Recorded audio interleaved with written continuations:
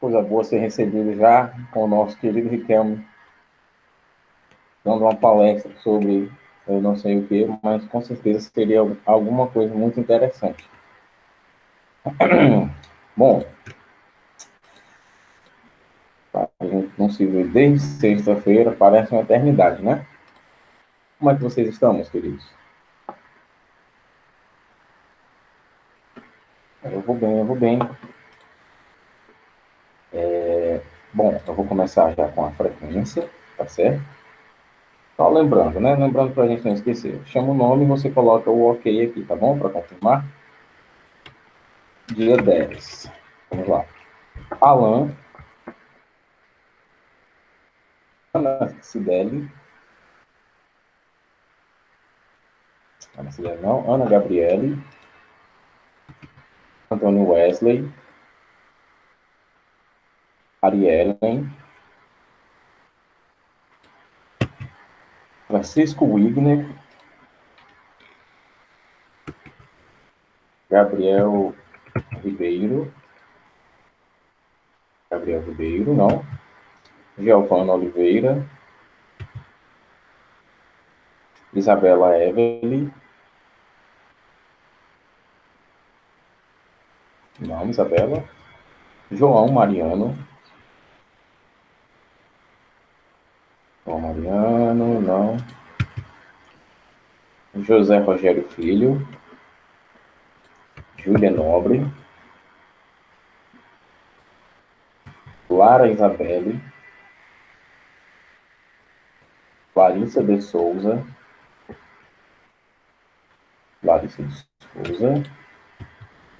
Maria Barreto, Maria Clara, Maria Gabriele,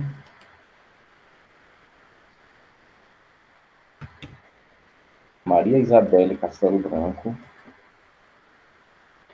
Maria Isabelle, não, Maria Ianara,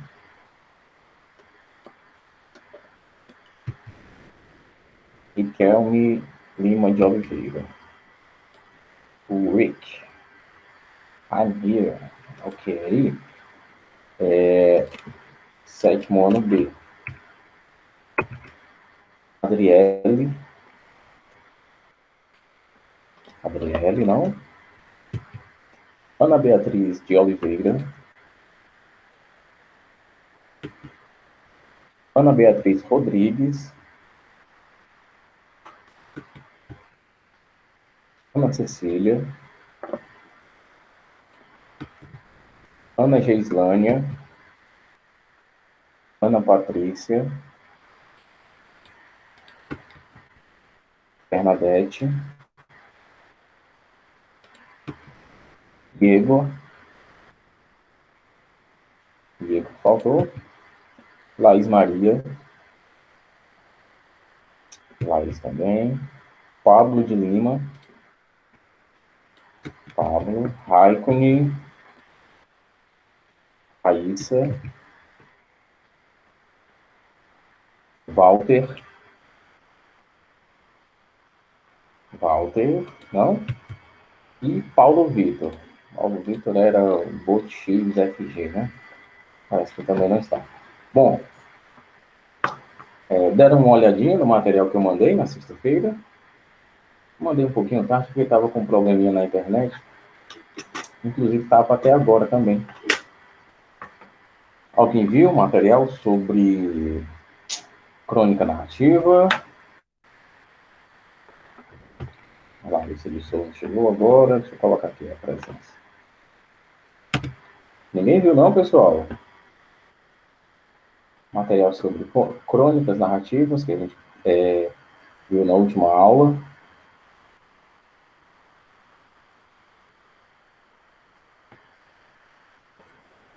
Pra ser sincero, não. Também não, viu só uma olhada.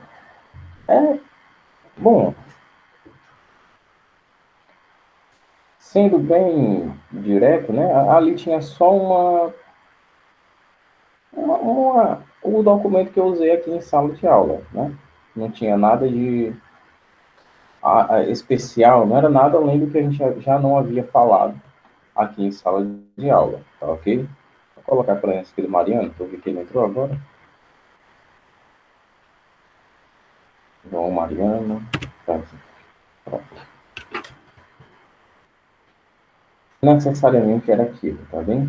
Que a gente viu na aula passada. A gente falou sobre a estrutura da crônica, né? Que é um texto, que é a crônica narrativa, aliás, tá? Que é um tipo de crônica que relata as ações de personagens num tempo atual e num espaço determinado, tá ok? Ah, deixa eu colocar aqui só também, viu, Diego? Que as crônicas narrativas, elas envolvem diversos tipos de narrador, fica a seu critério, fica tanto a seu critério como ao critério do que é que a história pede, né? A história pede um narrador personagem, aí você coloca um narrador personagem, né? Se você acha que não, coloca um narrador onisciente, por exemplo, né? Também temos que lembrar que a crônica é um texto curto, né? Aquele nosso texto, ele era pequenininho, era basicamente uma história que aconteceu ali em algo em torno de 5 minutos. A gente desenvolveu uma crônica com bastante humor, né? Aquela história, não sei se vocês lembram, era Aprenda a Chamar a Polícia. Era uma história bem humorada, fazendo uma crítica ao desmantelamento, né, as deficiências dos órgãos públicos, órgão de saúde, né, órgão de educação, nesse caso, ao órgão de segurança pública. Ele chamou a polícia para atender uma ocorrência na casa dele, porque ele sabia que tinha um ladrão lá dentro. E ninguém foi, né? Exatamente, essa palavra aí também dá certo, Maria. E ele viu que ninguém ia na casa dele, disseram que não tinha nenhuma viatura disponível no momento.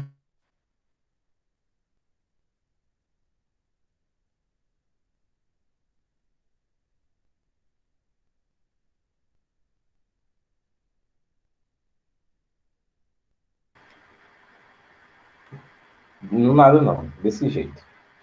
Hoje está maravilhoso. Continuando. Ele viu que ninguém ia, que não tinha nenhuma. Disseram que não tinha nenhuma viatura disponível no momento. Então ele resolveu contar uma mentira. Diz que matou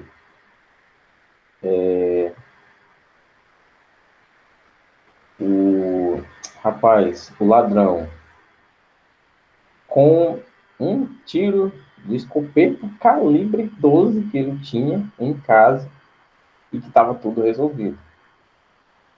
Logo foram 5 viaturas, equipe de reportagem, foi ambulância, foi uma equipe dos direitos humanos, e o ladrão foi preso, né? O ladrão estava vivo, o ladrão ficou assustado. O ladrão pensou que tinha ido roubar a casa do secretário de Segurança Pública, por exemplo, que ele tinha... Não entendi, Raíssa.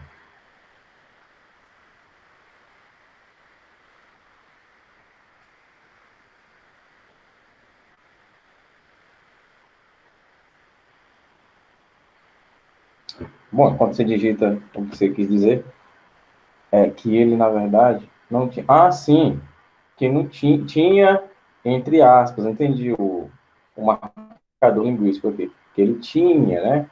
Mas, na verdade, ele não tinha arma nenhuma, ele só usou aquele artifício para que a polícia fosse lá, né? Porque, uma coisa é ter um ladrão numa casa qualquer, né? Outra coisa é o cara dizer para a polícia que matou uma pessoa com um tiro de uma escopeta calibre 12. Não, peraí.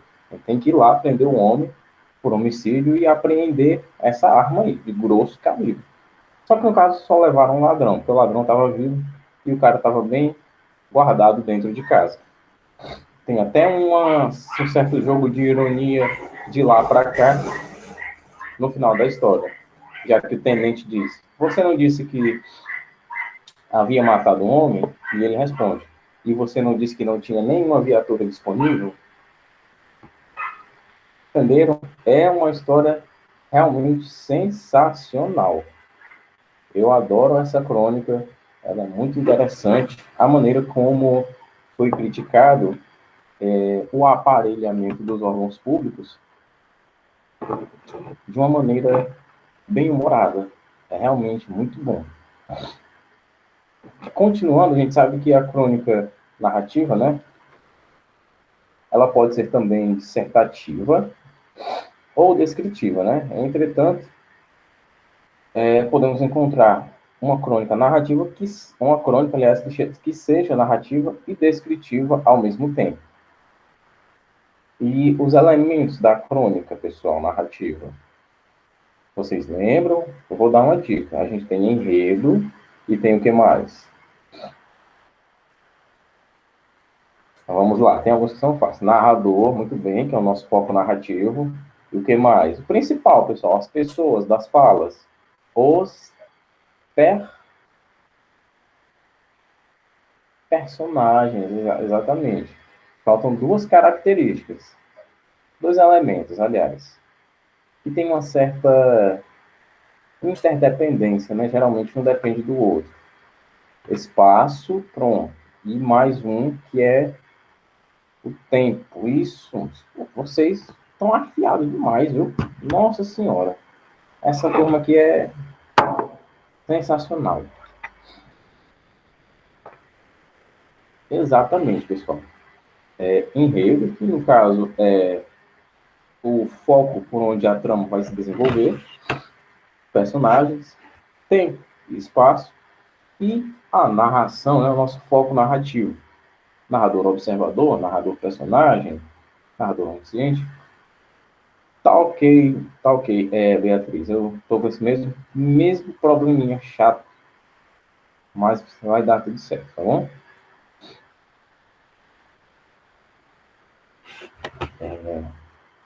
Além disso, a gente, como diz no slide que eu fiz, a gente deve observar que os fatos são narrados em ordem cronológica, tá certo? Tem introdução, clímax e conclusão, certo? No caso, naquela nossa crônica que a gente leu, teve a introdução, ele começou a história de mansinho, que ele tinha um sono leve, que tarde da noite notou que tinha alguém em casa, foi falando, acionou a polícia, ninguém apareceu, disseram que ninguém ia lá. Aí depois ele teve a brilhante ideia.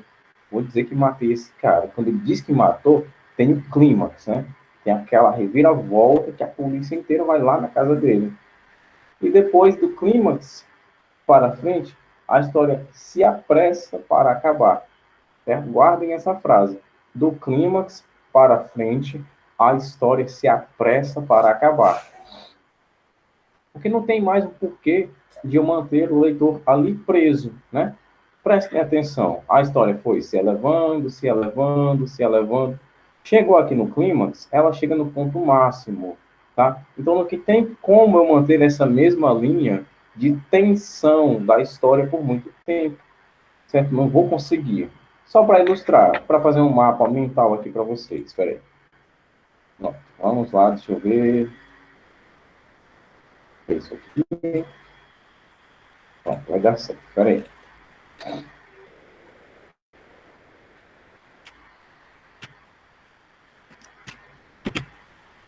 Pronto. Eu não estou vendo o chat, tá? Alguém confirma no microfone se está vendo a tela preta aqui do professor? Por favor.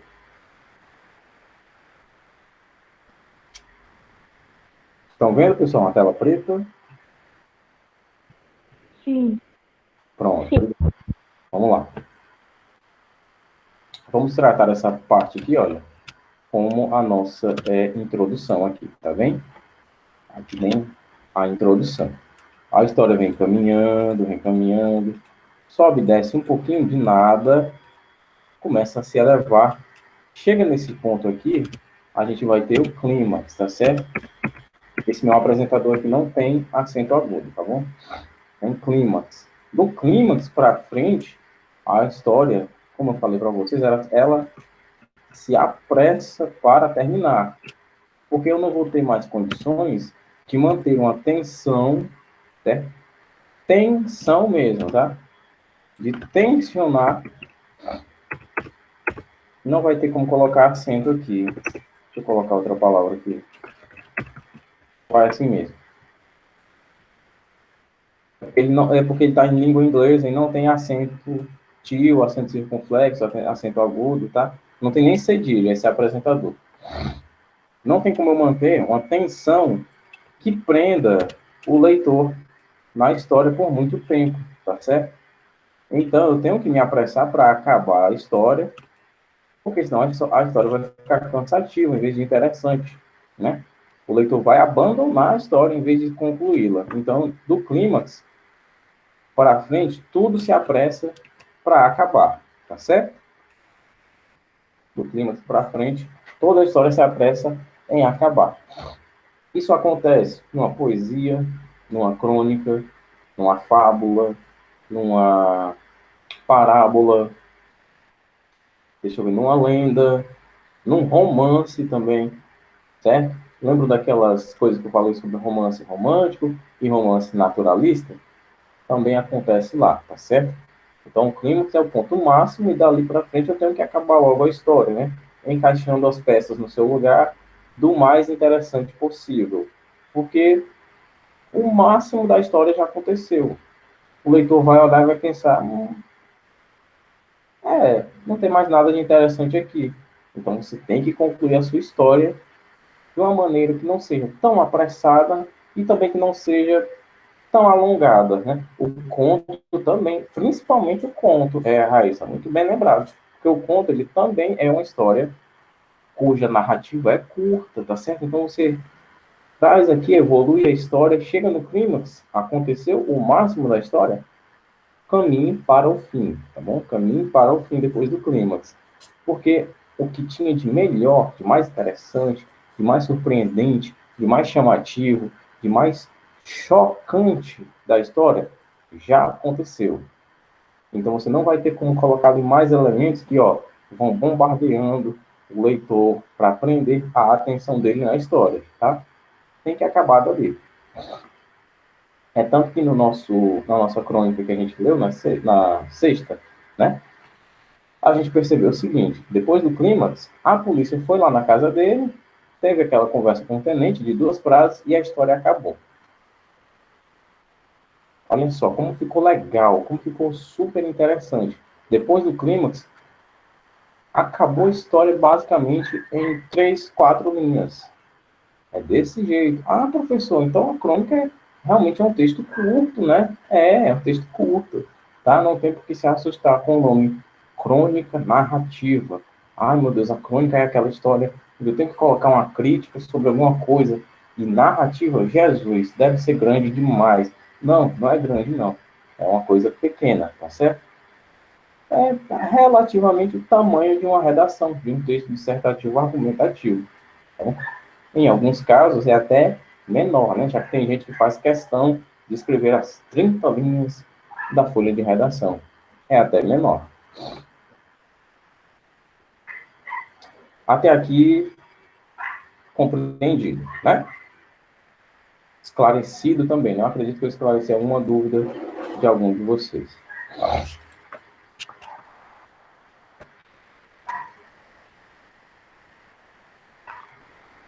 Bom, a gente vai dar uma lida. Cadê? Aqui.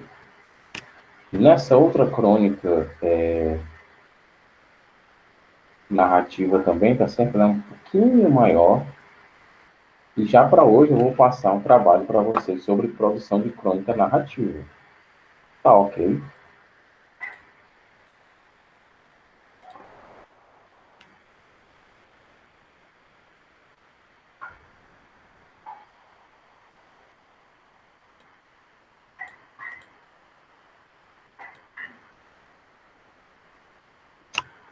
Tema da prova será crônica narrativa? Será crônica?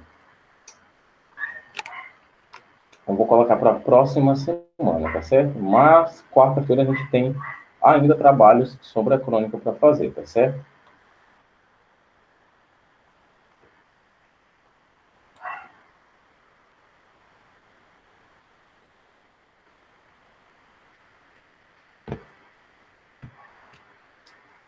Onze. Ainda tá um zoom aqui, né? Vamos lá. crônica, o título da crônica é No Restaurante. Quero lasanha. Aquele anteprojeto de mulher, 4 anos no máximo, desabrochando na ultra minissaia, entrou decidido no restaurante. Não precisava de menu, não precisava de mesa, não precisava de nada. Sabia perfeitamente o que queria. Queria lasanha. O pai, que mal acabara de estacionar o carro em uma vaga de milagre, apareceu para dirigir a operação jantar. E ou era, da competência dos senhores pais. Meu bem, venha cá. Quero lasanha. Escute aqui, querida. Primeiro, escolhe-se a mesa. Não, já escolhi. Lasanha. Que parada. Lia-se na cara do pai. Relutante, a garotinha condescendeu em sentar-se primeiro e depois encomendar o prato. Vou querer lasanha. Filhinha, por que não pedimos camarão? Você gosta tanto de camarão? Gosto, mas quero lasanha. Eu sei que você adora camarão. A gente pede uma fritada bem bacana de camarão, tá? Quero lasanha, papai. Não quero camarão. Vamos fazer uma coisa? Depois do camarão, a gente traça uma lasanha. Que tal? Você come camarão e eu como lasanha. O garçom aproximou-se e ela foi logo instruindo. Quero lasanha. O pai corrigiu. Traga uma fritada de camarão para dois. Caprichada. A coisinha amuou. Então, não podia querer? Queriam querer em nome dela? Por que é proibido comer lasanha? Essas interrogações apenas se liam no seu rosto, pois os lábios mantinham reserva. Quando o garçom voltou com os pratos e o serviço, aliás, ela atacou. Moço, tem lasanha? Perfeitamente, senhorita. O pai, no contra-ataque,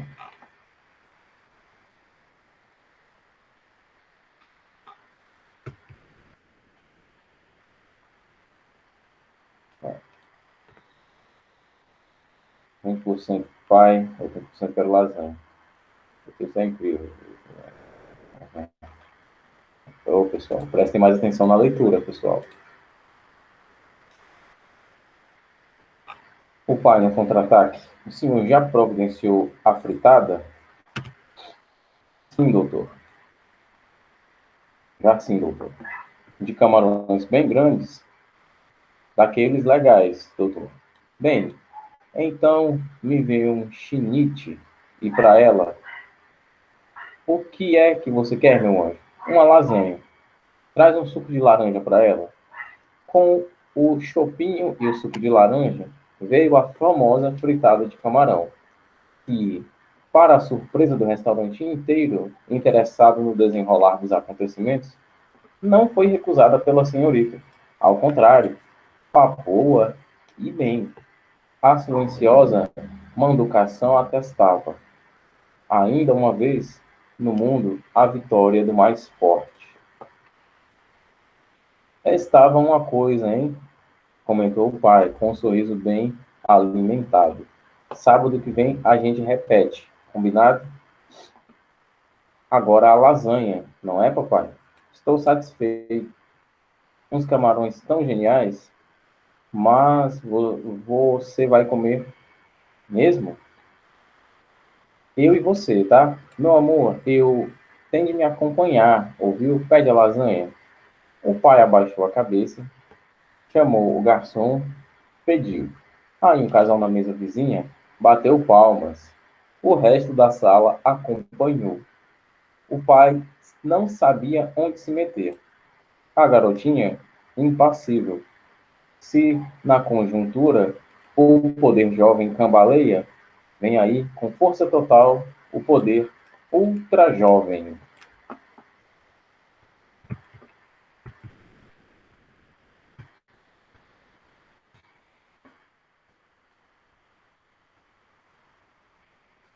E aí, pessoal, quero saber das conclusões de vocês.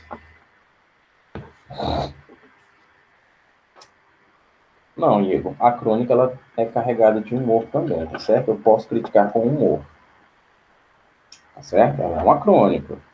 Ela está criticando um certo aspecto da sociedade, tá certo?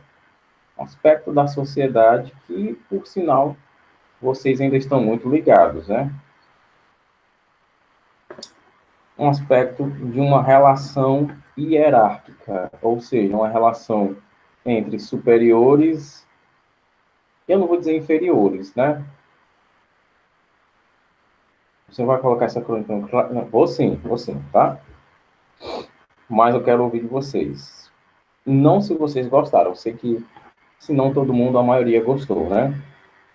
Mas, assim, as suas impressões sobre a crônica, né? O que é que a gente está criticando aqui? A gente está fazendo uma crítica, tá certo? Agora a gente está fazendo uma crítica a quê? E melhor, a quem?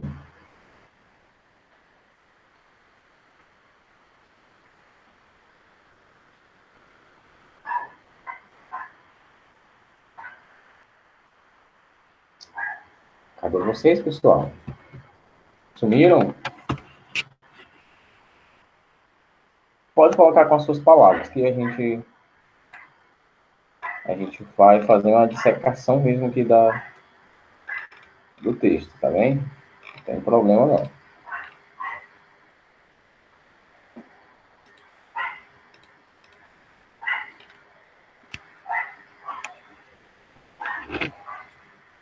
Mas eu vou dar aqui uma explicação e eu vou tentar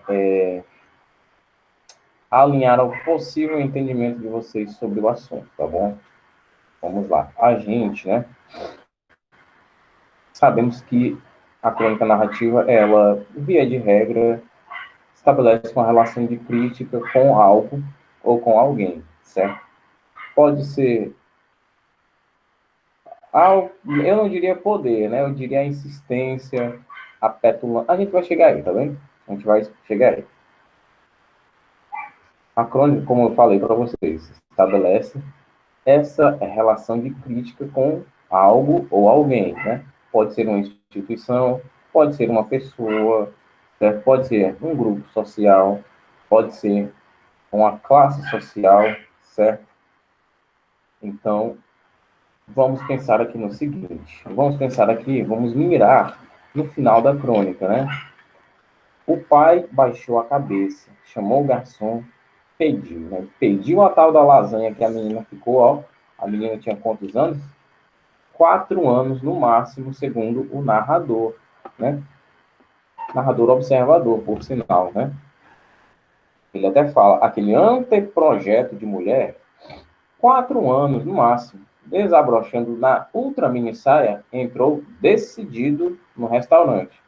Peraí, professor, não seria decidida, já que a gente está falando de uma mulher? Não, não. Esse decidido refere-se ao anteprojeto, tá? E anteprojeto está no masculino. Então, aquele anteprojeto entrou decidido no restaurante, tá? É que isso que está entre travessões é o nosso aposto explicativo, no caso. Lembram do aposto? Pois é isso aqui, tá bom? Então, vamos lá. Ele está fazendo uma crítica. Aliás, a gente estava lendo as últimas palavras do texto, né? O pai baixou a cabeça, chamou o garçom e pediu. O pai, né, que supostamente teria um certo poder maior do que uma filha, ainda mais com míseros 4 anos, né, pediu, cedeu, né, deu o braço a torcer. Aí um casal na mesa vizinha bateu palmas por ele ter cedido ao pedido da criança. A insistência frequente da criança. E o resto da sala do restaurante acompanhou. O pai não sabia onde se meter, né? De vergonha. E a garotinha ficou meio que impassível. Se na conjuntura o poder jovem cambaleia, né? Ou seja, tropeça, vem aí com força total o poder ultra jovem. Ou seja, nessa conjuntura social, o poder dos jovens, né, o poder de influência, o poder de decisão, vez por outra dá uma tropeçada aqui e acolá, embora às vezes não atinja seus objetivos. Mas, segundo o autor, vem aí o poder ultra jovem, né, poder de influência dessas criancinhas pequenininhas, mas com certa influência sobre os pais, né, que não conseguem mais ter domínio pleno sobre o comportamento dos seus filhos, sobre as vontades deles, né? Por mais, como é que eu posso explicar? Por menores que eles sejam, né? Por, independente do seu tamanho, eles têm um certo poder, que eles chamam aqui de poder ultra jovem com força total, que chega a ser maior do que a tomada de decisão dos seus pais. A gente consegue fazer essa leitura, certo? Com um tom de humor bem interessante, né? Que é o nosso principal. A crônica, quando ela traz esse tom de humor, fica bem mais gostoso de prender o leitor na nossa história, para ele ler tudo, né? Sem falar que o fato de ser um texto curto já mantém o leitor preso ali, né? Então, no caso, Beatriz, é dentro dessa ideia, só que indo mais além. É que os pais já perderam, né, o que a gente chama aqui de moral sobre os filhos, né? Perderam esses freios inibitórios, esses freios sociais nos seus filhos, tá certo? É isso aqui que o autor está criticando, basicamente. Que esses freios sociais que os pais colocaram, aliás, colocavam antigamente, hoje já não se tem mais, certo? Hoje, no caso, quando o autor escreveu essa obra, tá ok? Que, se não me engano, foi na década de 70, tá ok? Essa obra.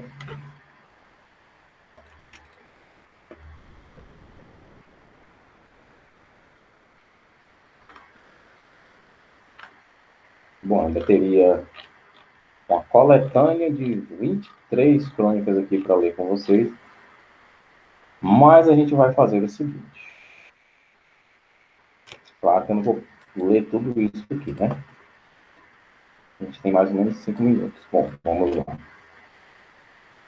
Tem muita crônica aqui, eu tenho um arsenal.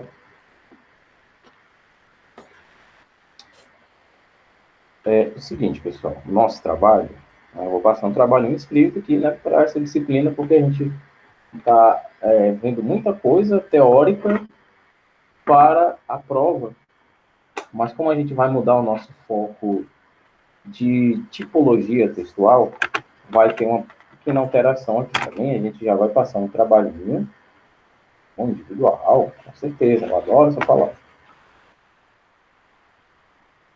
que vai ser a produção de uma crônica, tá bem? Uma crônica narrativa. Características que o professor vai querer, né?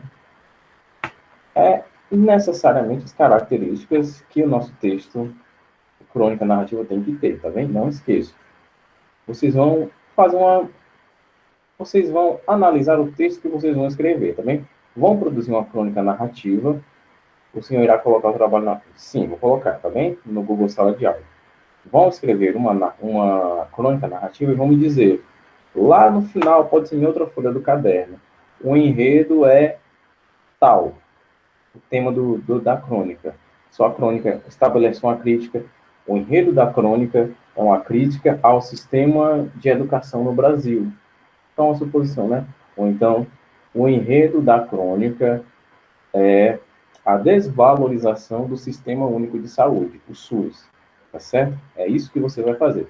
É você que vai fazer essa análise da sua crônica para me entregar, tá bem? Porque eu vou só comparar a sua própria análise com o seu texto. Ah, professor, mas eu vou analisar bem, né? Eu que vou escrever. Não é bem assim, né? Talvez você confunda alguma coisa. Pode ser digitado? Olhe, pode ser digitado. É uma pergunta tentadora, tá? mas, particularmente, eu tenho uma enorme preferência por textos escritos à mão, tá bem? Porque é próxima segunda, tá, Rez?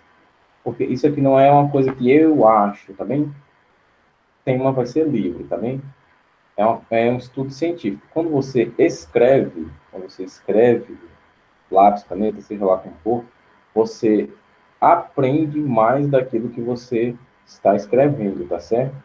Até mesmo esse movimento da escrita das palavras ajuda a fixar o texto, aquele conteúdo na sua cabeça, tá bem? Então, eu prefiro realmente que vocês escrevam, tá bem?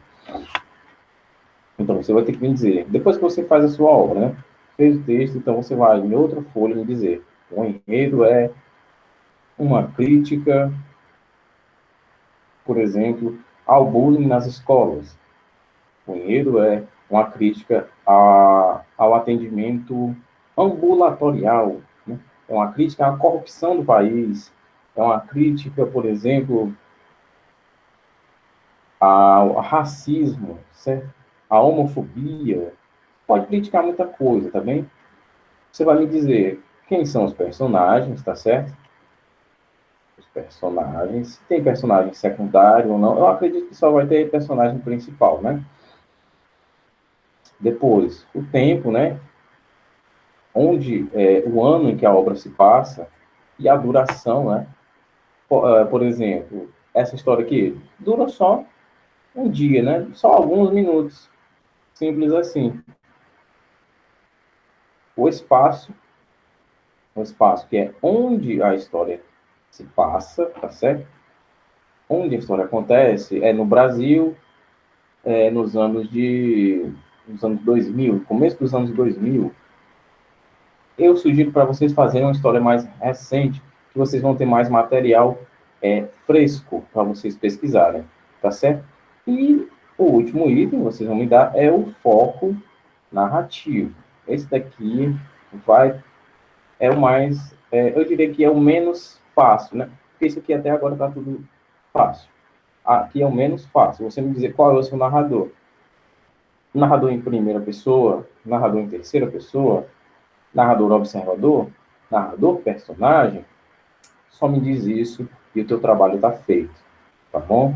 Isso aqui é para a próxima segunda, tá? Mas a gente vai abordar questões objetivas na quarta-feira sobre esse tema. Quarta-feira? Não, peraí. Na sexta-feira, tá certo? Sexta-feira a gente vai abordar, aliás, questões objetivas sobre esse assunto. Isso pode, sim, é um assunto que está em alta, sempre esteve, né? Nunca saiu da nossa sociedade. Então, vamos lá. Vou explicar aqui. Eu vou novamente abrir aqui o apresentador, tá bem? Vamos lá. Prestem atenção aqui. Assim, olha. Aqui, nessa folha verde, vamos supor, é onde vai estar produzida a sua história, tá bem? A sua crônica vai estar aqui. Na próxima página, no caso, eu vou chamar aqui de página vermelha, é onde você vai me dizer o seguinte: o enredo da sua história, né? Os personagens da sua história, o tempo, o espaço e o narrador, tá bem? Você vai só dizer, o enredo da minha história é uma crítica sobre tal coisa. Então você me diz que tal coisa é essa aqui. Os personagens são esse. O tempo, a história se passa em alguns minutos, acontece em um dia. O espaço, a história acontece no Brasil, nos Estados Unidos. E o narrador é um narrador observador. Pronto. Tudo isso aqui, pessoal, vem da sua história que você fez aqui, tá bem? O enredo é dessa história, os personagens são dessa história, o tempo é dessa história, o espaço é dessa história, o narrador é dessa história, tá bem? Eu vou fazer o seguinte, analisar a sua análise, e daqui eu vou analisar a sua escrita, tá certo? Sua ortografia, sua pontuação, certo? Se você escreveu de acordo com o gênero textual que a gente está estudando, tá bem? E eu vou analisar também isso aqui que você analisou do seu trabalho, tá bom? Interromper compartilhamento. Ficou melhor explicado agora? Todo mundo entendeu? Sim? Sim ou com certeza?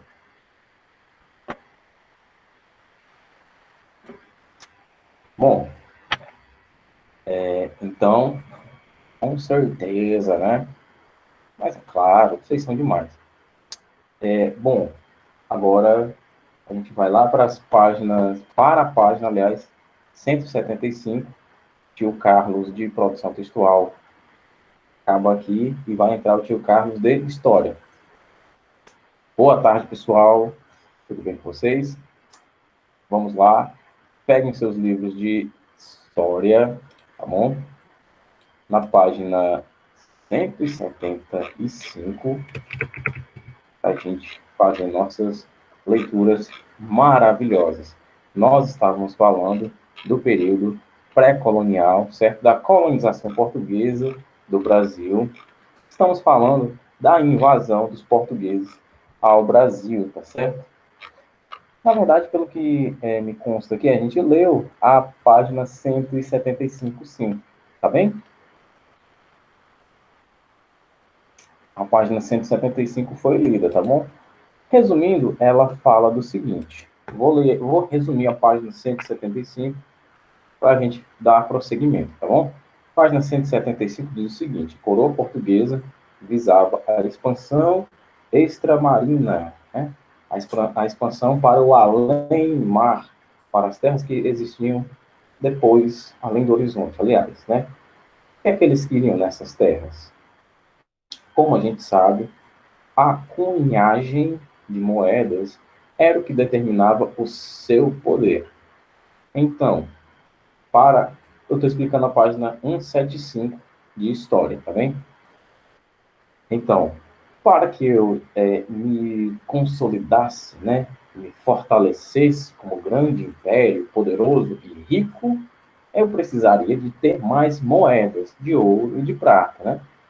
E como eu falei para vocês, moedas de ouro eu faço com ouro. Incrível, né? E moedas de prata, olha só que sensacional. Eu faço com prata. Vocês sempre souberam disso, né? Então vamos lá. O ouro e prata deveria ser explorado. E na minha terra não tinha mais. O que é que eu tenho que fazer? Buscar no outro canto. Ah, mas aquele outro reino ali tem um exército. Eu não vou roubar o ouro deles, né? Então vamos atrás de terras que não tenham donos. E a gente vai se apropriar dessas terras. Elas vão ser nossas. E a gente vai explorar o ouro que tem lá, né? A gente vai roubar o ouro dessas terras. Foi o que aconteceu. Chegando aqui no Brasil, fizeram algumas expedições, certo? Na costa brasileira, na região litorânea, atrás de ouro, atrás de pedras preciosas. Só que não tinha, né? A única preciosidade que tinha nessas terras eram os belos índios que habitavam aqui, tá certo? Os verdadeiros donos do Brasil são os índios, e sempre foram os índios, tá ok? O europeu não tinha basicamente nada aqui no Brasil, nunca teve, tá certo? Então, como o extrativismo não ia rolar, né? Não tinham minerais para isso. Aliás, desculpe, a exploração de pedras preciosas e de metais preciosos não ia rolar. O que teve foi o extrativismo do pau-brasil, né? Uma atividade econômica que se manteve aí por cerca de 30 anos, né? Durante o período chamado pré-colonial. Esse período é chamado de pré-colonial porque não havia, né, não existia um processo de colonização mais alavancado como nós conhecemos, né? Porque se nós temos um processo de exploração, de extrativismo, dessa tirada de terras dali, aliás, de terras não, de riquezas dali, nós já temos, né, um esboço da colonização que está por vir, né? Então, o processo de colonização ainda não havia sido oficializado.